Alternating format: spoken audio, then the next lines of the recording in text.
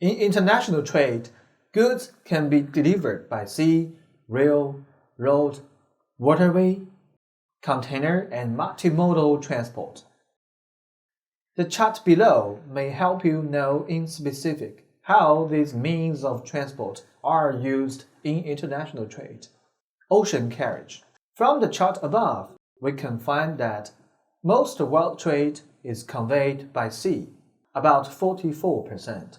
Ocean carriage, or marine transportation, is the most widely used and most efficient mode of transportation in international trade.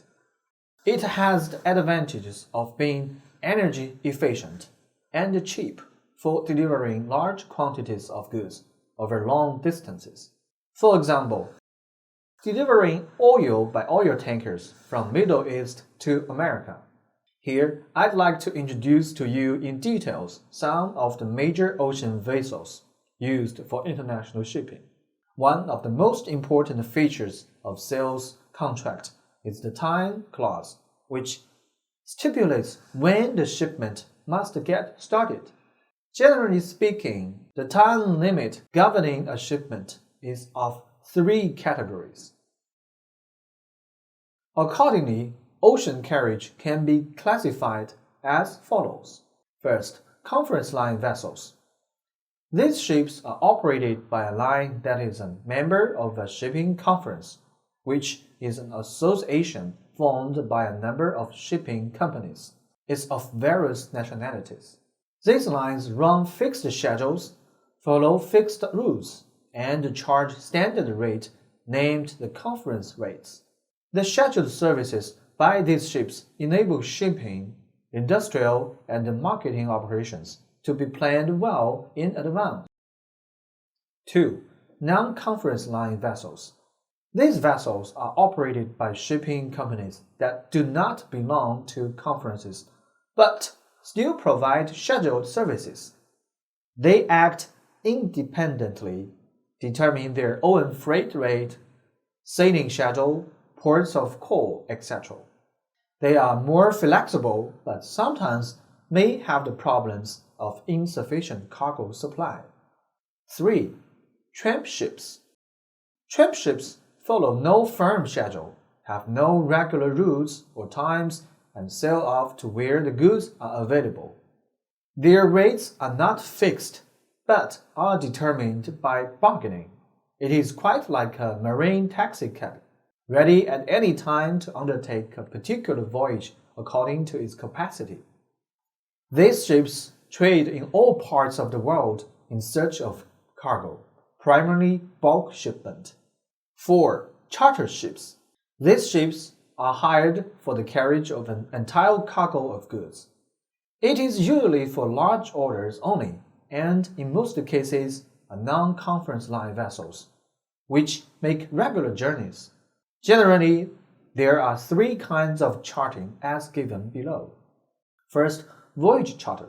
Under a voyage charter, payment by the charterer is usually based on an agreed rate per ton for a full and complete cargo. Second, time charter. Sometimes a government or a shipping company will charter a ship for a specific period of time in order to increase its fleet temporarily. When the ship is chartered, control also remains with the owner, and the master and the crew continue to be his servants. Third, bareboat charter, or BBC. A bareboat charter is an arrangement for the chartering or hiring of a ship or boat entirely, whereby no crew or provisions are included as part of the agreement. Instead, the people who rent the vessel from the owner are responsible for taking care of these ships. There are legal differences between a bareboat charter and other types of charter arrangements, commonly called time or voyage charters.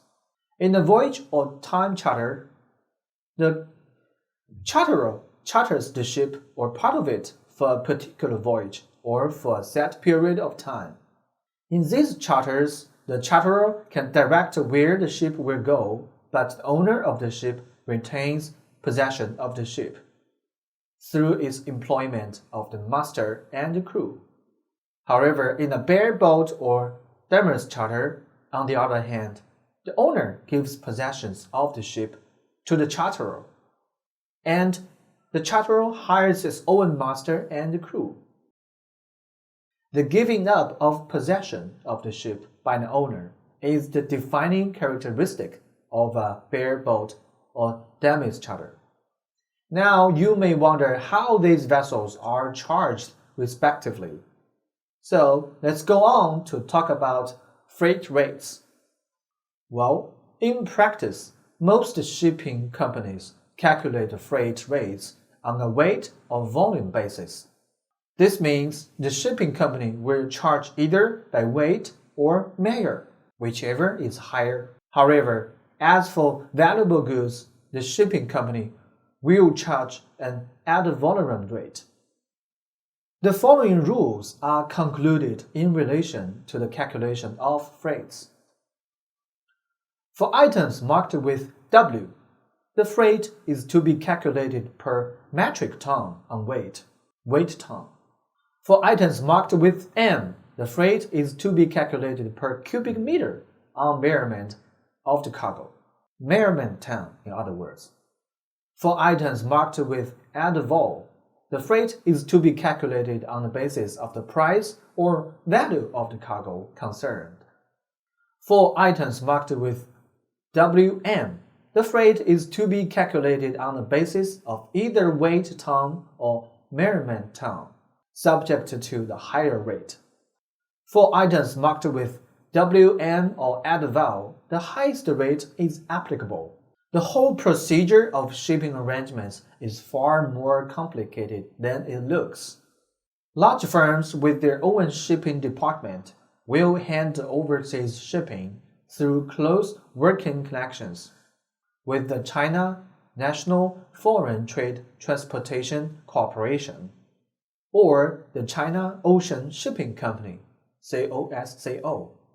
On the other hand, the smaller firms usually resort to shipping and forwarding agents who can deal with merchandise, documents, and information knowledgeably, efficiently, professionally, and expeditiously.